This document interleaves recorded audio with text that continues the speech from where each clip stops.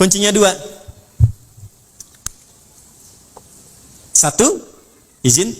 Untuk memperbaiki sholat, kuncinya dua.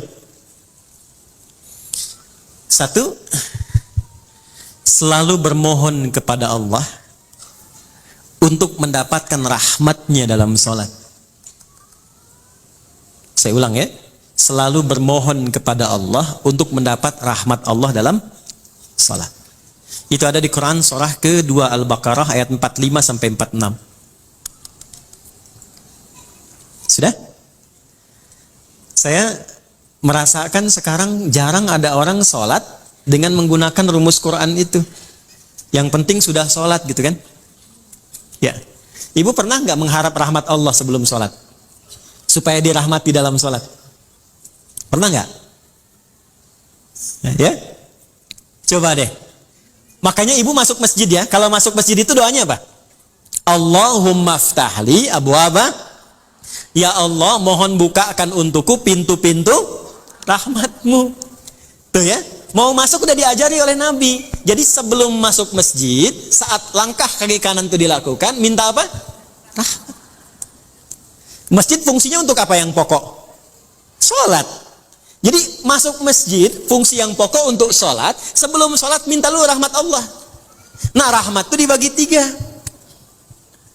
Saya ulangi, rahmat dibagi 3. Nah kalau suami ibu namanya Pak Rahmat, nanti ibu pulang ke rumah, papa dibagi 3. Udah, 1. Rahmat itu yang pertama solusi dari semua masalah hidup. Dah. Jadi kalau ibu sholatnya membawa motivasi itu, nanti ke bawah enak sholatnya. Pas sujud ingat, dengan suami ada masalah tuh ingat, minta solusi. Nangis, selesai. Walaupun belum ada solusi, tapi hati tenang. Dan itu mengantarkan pada setengah solusi. Sudah? Yang kedua, pelan-pelan, ampunan dari dosa. Ampunan dari dosa. Nah, di antara fungsi sholat yang paling pokok itu menggugurkan dosa-dosa. Makanya Allah ingin dari pagi ke siang ada dosa, gugur dosanya. Dari siang ke sore ada dosa, gugur dosanya.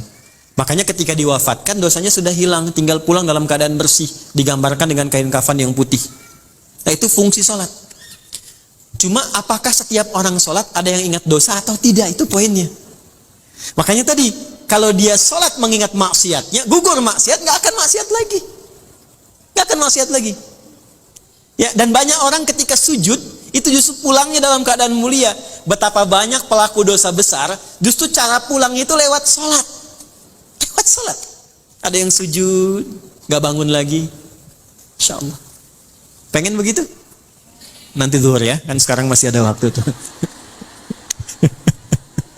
Ada yang begitu tuh. Ya. Dan itu luar biasa indah. Ya, saya kan pernah cerita di sini juga kan. Ada seorang kakek, ini bukan ustadz bu. Saya ketemu orangnya. Itu orang sederhana, mungkin viral di langit tapi mungkin tak dikenal di dunia. Sederhana orangnya, nggak disebut kaya, biasa saja. Pakai kaos, cuma jagain masjid, azan. Hari Kamis itu, ba'da asar sedang puasa. Puasa sunnah loh. Di masjid nunggu buka. Cuman tiduran, merem-melek tuh. Diwafatkan di tempat yang beliau mengabdi, di masjid, dalam keadaan puasa. Ba'da asar menjelang maghrib, wafatnya cuman tiduran, merem-melek, ngantuk, meninggal.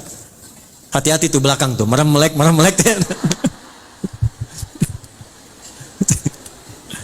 Dua. Yang ketiga, bagaimana caranya supaya saat sholat bisa mengingat ada kesalahan yang diampuni? Maka dibuka dengan bagian ketiga. Perhatikan bagian ketiga. Sudah? Yang pertama tadi apa? Solusi. Berarti jawaban dari doa kan? Yang kedua apa? Ampunan. Yang ketiga, rahmat itu dalam bentuk husnul khatimah. Bentuknya apa? Husnul khatimah. Kalau sudah bicara husnul khatimah artinya ingat wafat. Ingat apa? Karena itulah Nabi mengajarkan pada setiap imam saat akan mengimami, berbalik dulu kepada makmum menyampaikan kalimat ini. Para jamaah, kita akan sholat.